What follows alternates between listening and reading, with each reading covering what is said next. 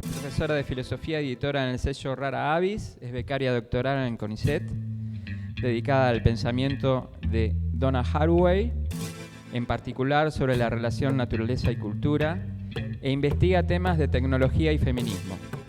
También interviene en debates sobre sexualidad, estudios animales y arte contemporáneo. Bienvenida, doctora Masachese, al Joaquín B. González. Bueno, ¿qué tal? Buenos días. Bueno, ante todo quiero agradecer la invitación. Me voy a poner el cronómetro para poder hacer un uso más racional del tiempo y poder tener algún momento de preguntas. A mí me interesaba traer un tema que estuve investigando y que va a convertirse en una... Bueno, se convirtió en un artículo que será publicado en la revista Mora, por lo cual voy a extenderme...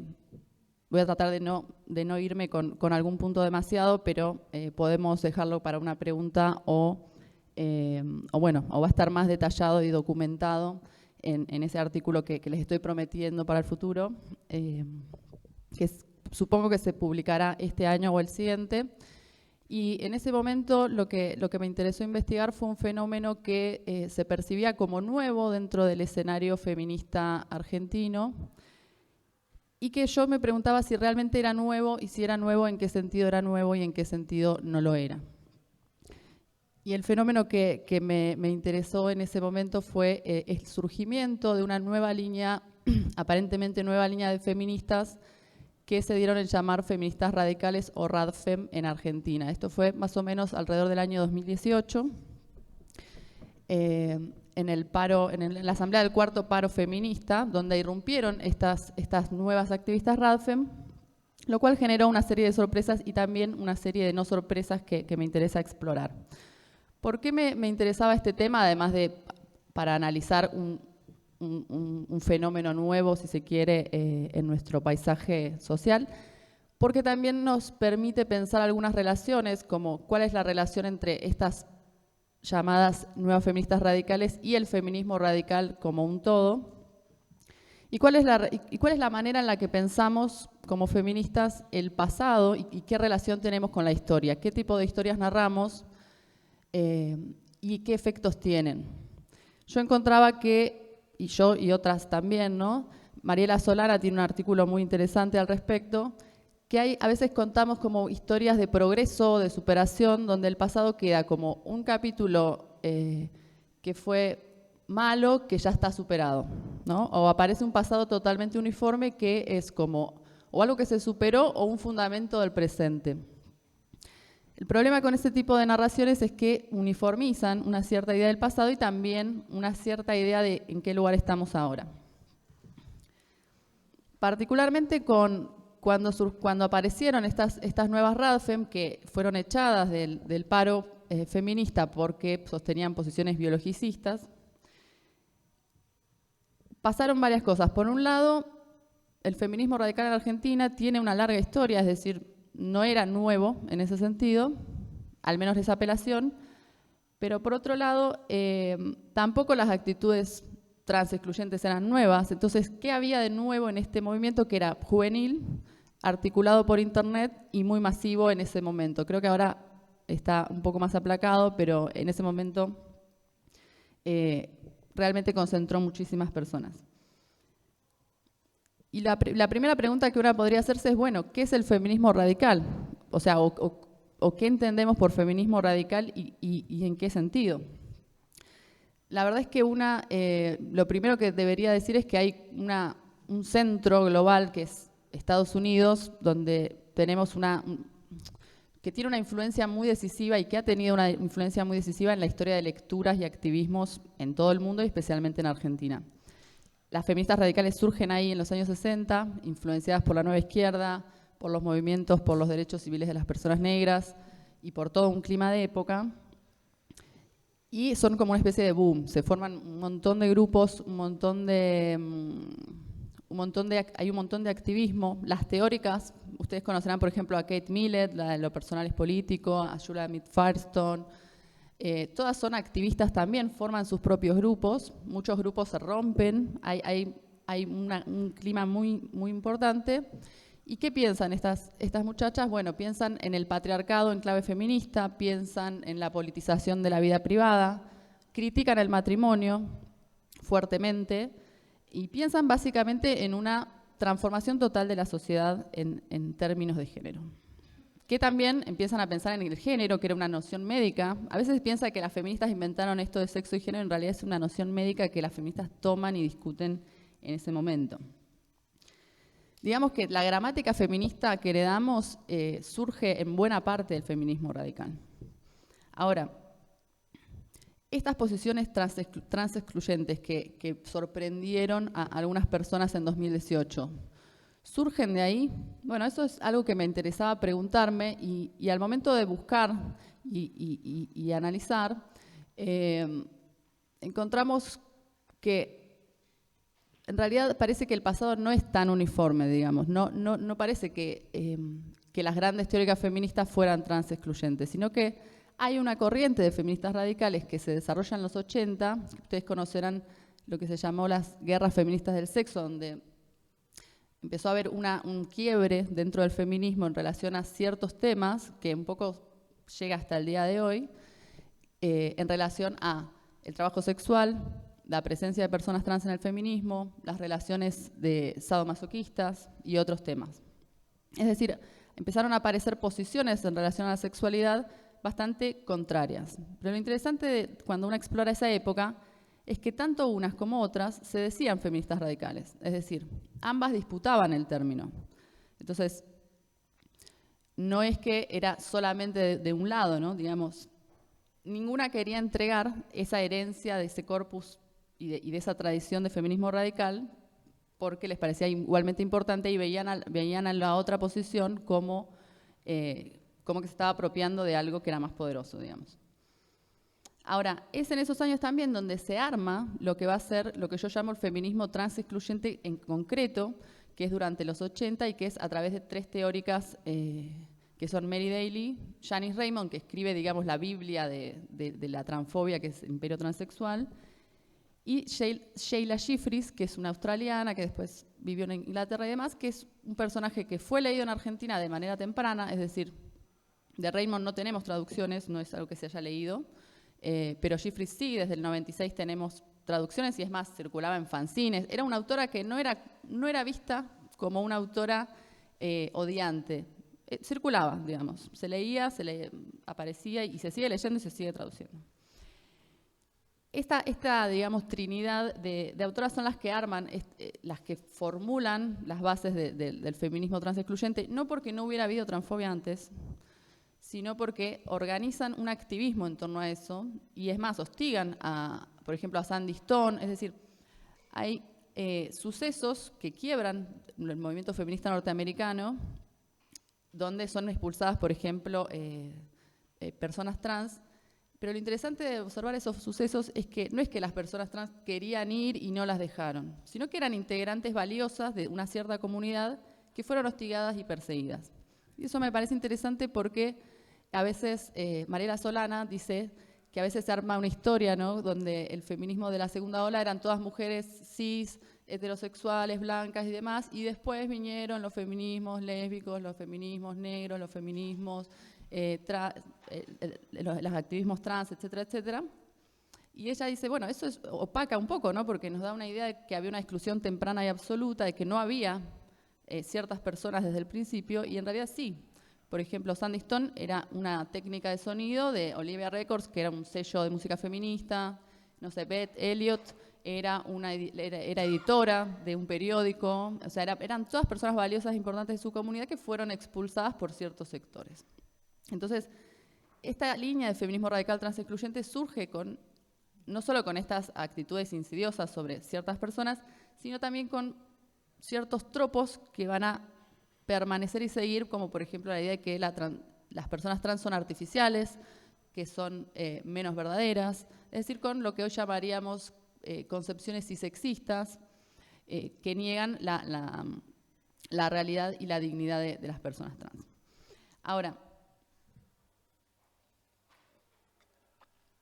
es difícil hacer una caracterización total porque si bien vamos a ver que la mayoría del feminismo transexcluyente es abolicionista, no todo el abolicionismo es transexcluyente, y eso lo sabemos muy bien en Argentina, que tenemos abolicionismos travesti, por ejemplo.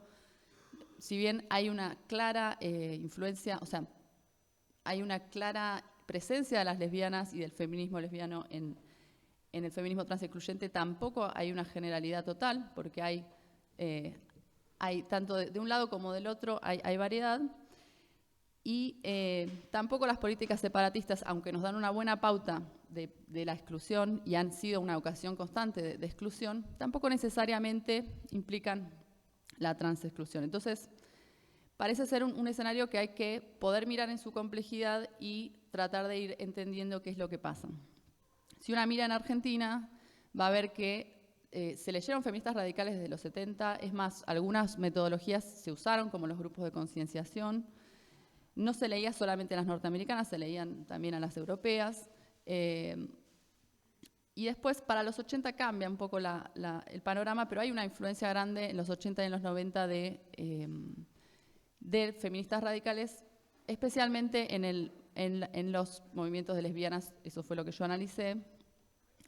Una de ellas es Adrienne Rich, de la cual cuya influencia se ve en Cuadernos de Existencia Lesbiana. Y la otra es Monique Wittig, que es esta de Las lesbianas no son mujeres, que trae hasta el día de hoy un montón de confusiones y discusiones en general, ¿no? Y que Wittig, si bien es retomada, va a ser retomada por estas nuevas RADFEM, también nos da muchas herramientas y ha dado herramientas a movimientos de lesbianas para sostener posiciones que no eran tan transexcluyentes.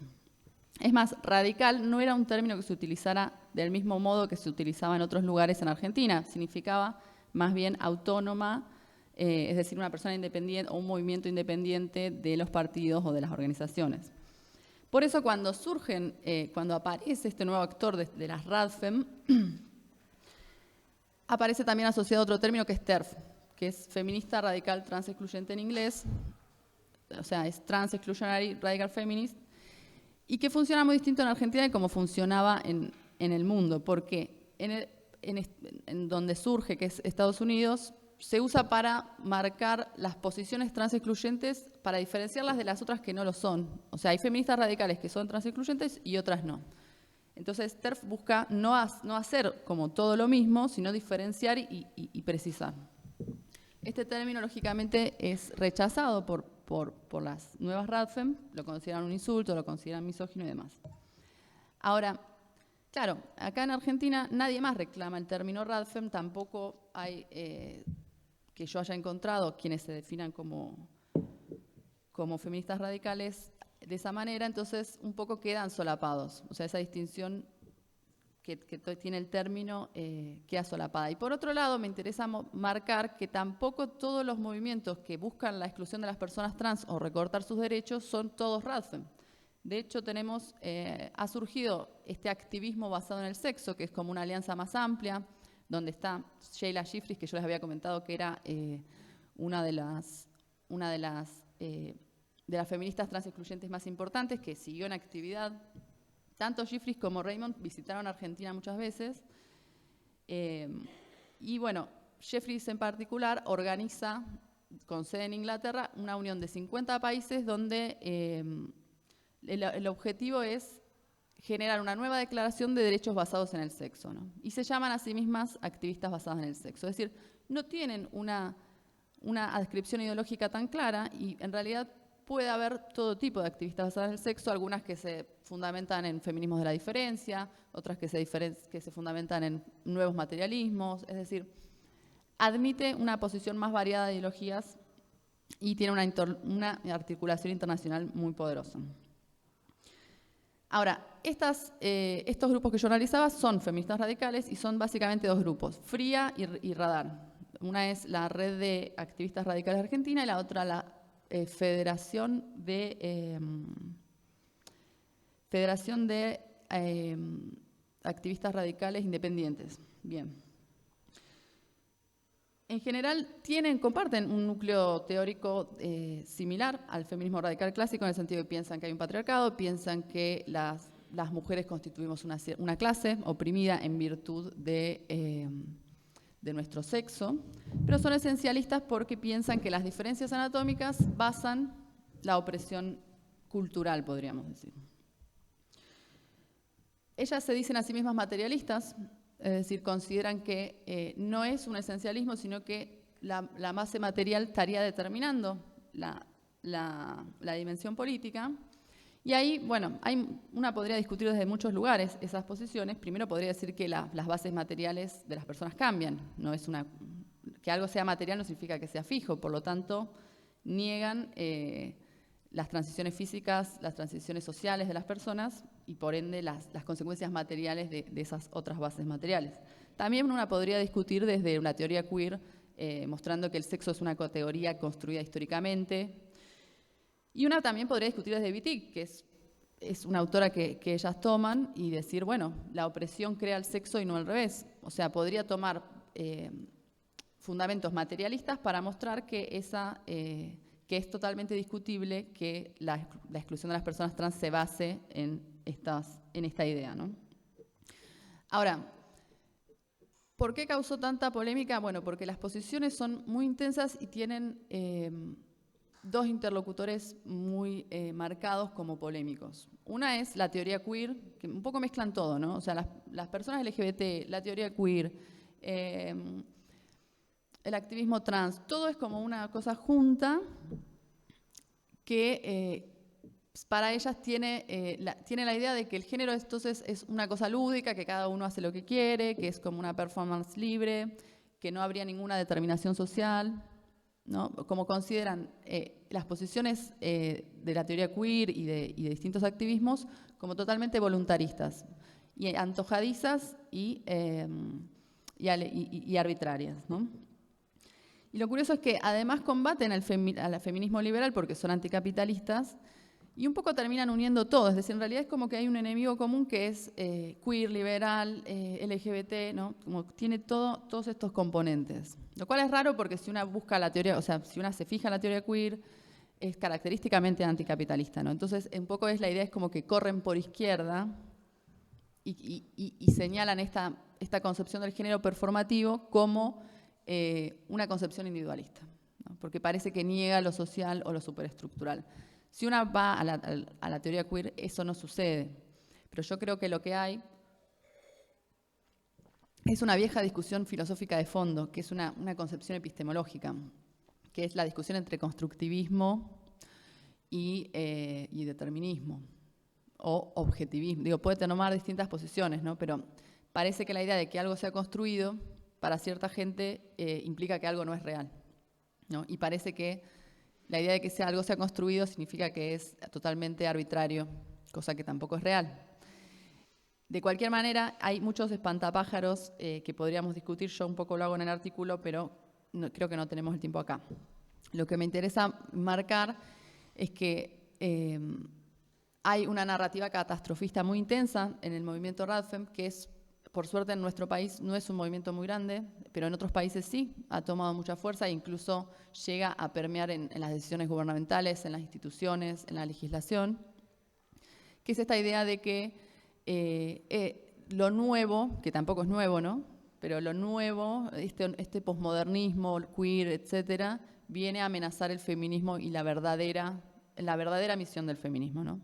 Entonces yo pensaba que es más que un mito de progreso, es como un mito de retorno. Hay que volver al verdadero feminismo que era de las mujeres, que era contra el patriarcado, lo cual la posiciona a esta perspectiva como una perspectiva bastante conservadora, realmente. Y por eso muchas compañeras y compañeros dicen que no son feministas. Dicen, bueno, ok, estas personas no son feministas porque atacan derechos.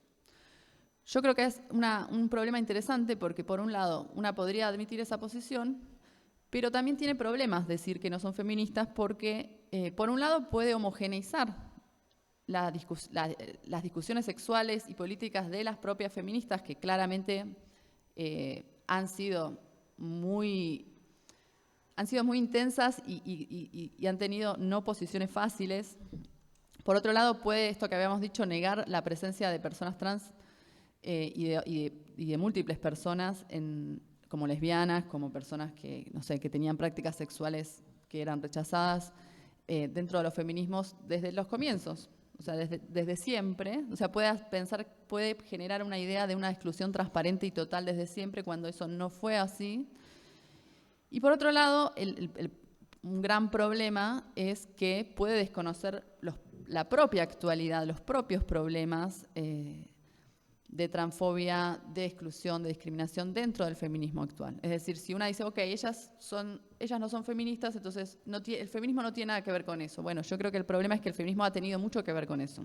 Y tiene mucho que ver con eso, porque básicamente vivimos en una sociedad, entonces no hay una fuera en ese sentido, pero particularmente porque ha habido muchas... toda esta cuestión ha atravesado el feminismo radical como un todo desde sus comienzos. Entonces, en esta herencia doble que me parece que nos trae, por un lado, habernos dado una gramática, una manera de entender, que fue muy poderosa en su momento, a la vez también nos legó los núcleos más problemáticos, que han sido cuestionados, como por ejemplo el separatismo, como por ejemplo la politización de la vida privada, hasta qué punto sí, hasta qué punto no. Entonces, me parece que antes que entregar la tradición entera del feminismo radical a las posiciones transexcluyentes, me parece interesante tomar ese problema, aunque sea incómodo. Y para cerrar, yo había empezado esta charla preguntándome si este fenómeno era nuevo o no. Yo creo que la respuesta es sí y no. Por un lado, no, porque el feminismo radical fue leído en Argentina, se activaron sus metodologías y demás, su corpus fundamental, ¿no? Y su corpus específico, incluso el corpus transexcluyente, también circuló en Argentina, entonces tampoco es novedoso estrictamente. Ni hablemos de las actitudes transexcluyentes, que tampoco son novedosas. Pero por otro lado, sí hay algunas características nuevas que me parece que estaría bueno poder mirar y poder analizar, que son el grado de organización que presentan estos nuevos movimientos, la aparición de otros sectores que no son feministas radicales, pero son antitrans y que buscan recortar derechos, el uso de Internet como principal catalizador de este activismo y la articulación internacional que tienen con España, con Estados Unidos, con México y con el Reino Unido. Y bueno, finalmente mi idea era poder generar una visión más compleja, más tensa del pasado y del presente. Espero poder haber habido señalar algunos de esos problemas, y cualquier cosa lo podemos conversar. Muchas gracias.